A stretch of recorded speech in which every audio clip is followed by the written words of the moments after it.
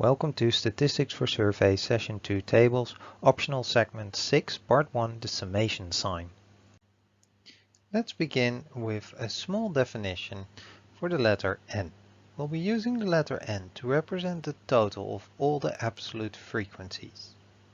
So if we have a simple frequency table where we'll see that, for example, 3 students are doing an IT program, then the total of all the absolute frequencies in this case is 4 plus 3 plus 2 plus 1 equals 10.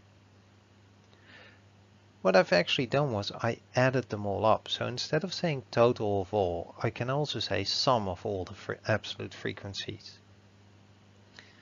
And if I would abbreviate the absolute frequencies simply by f, I can even write it down shorter into n is the sum of all the f's. So if I replace absolute frequency simply by f, then the sum of all the f's is the n, which was the 10. And now in mathematics they have a special symbol that represents actually sum of all. And that is a weird looking E, which is actually the uppercase sigma of the Greek alphabet. It's known as the summation sign, and as it stands right here, simply means the sum of all. So we can now finally write down in a very simple formula, something that is relatively straightforward to do to add up all the frequencies, and we can write it down as sum of all the f's. The formula on the previous slide might have already actually looked complex for something that is relatively simple. However, we keep on using this simple example because hopefully then it's easier to follow, so that when we get to more complicated examples, you can still follow those along. We're actually going to make it slightly more difficult. The f in itself is not very precise. The f for business was, for example, 4, while the f, the frequency of IT, was actually 3.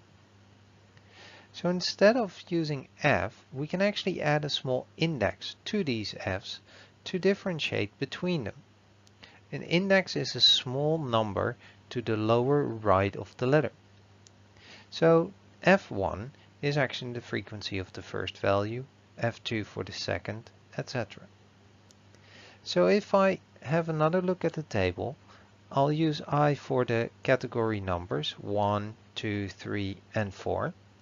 And I'll use C actually later on for the total number of categories. In this case there were 4 categories, so C is also equal to 4.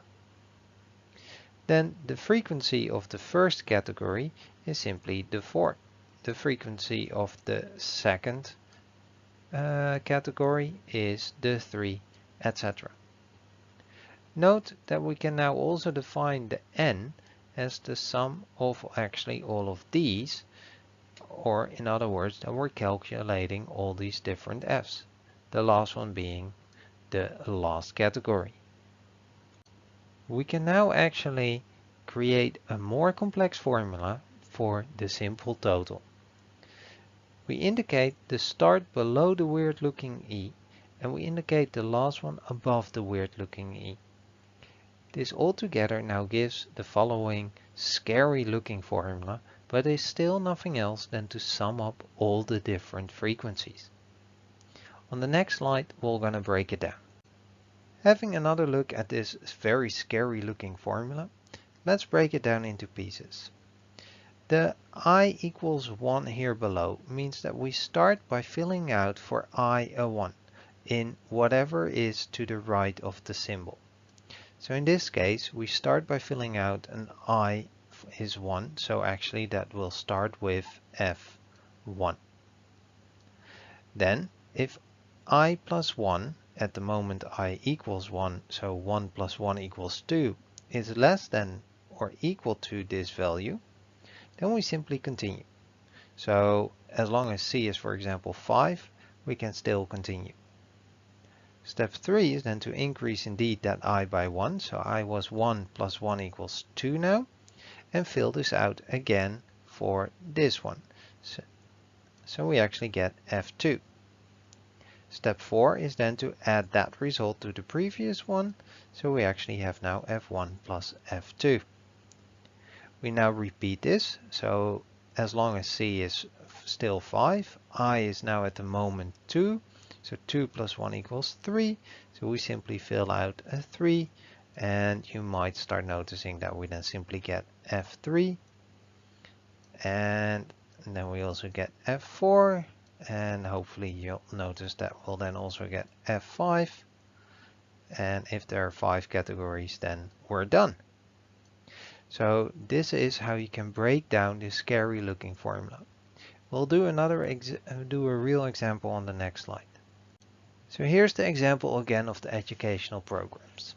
Let's start by filling out for I, so let's keep track of I for what's next. I equals 1, and we need to fill that out in whatever is next to the summation sign, so fi in this case becomes 1, or sorry, becomes f1, which is actually the 4 up here. Step 2. If I plus 1 is less than or equal to c, well, c is the number of categories, which is actually 4, so I can simply write down here every time a 4. I plus 1 is in this case 1 plus 1, so I becomes actually 2, which is indeed less than 4, so we have f2, which equals now the same as 3, so we have 3, and step 4 is then to add this, so we get a subtotal of 7. We then repeat step 2, so we increase I again, so I becomes now 3, and you might have guessed it, we now get f3, which is therefore the same as this 2 up here. So that's 2. Again, we add this to get a new subtotal, which is 9. And lastly, we also fill out I equals 4 because we're increasing it by 1 again. So we get now f4, and that is equal to this 1. So we add 9 plus another 1, and that is indeed a total of 10, which is indeed this same 10. So you might notice it's a little bit long to actually write out in full. Once you get the hang of it, it goes relatively straightforward. And rather than writing down everything, we can now simply write down n as this fancy looking formula.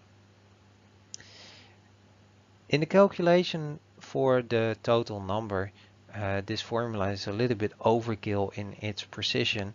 The simple formula that we started with is normally sufficient, but it's a good start to actually learn how to use these indexes and how to read a formula like this, because for some other types of frequencies we will be making use of the fact that it only goes from a certain starting point till a certain value.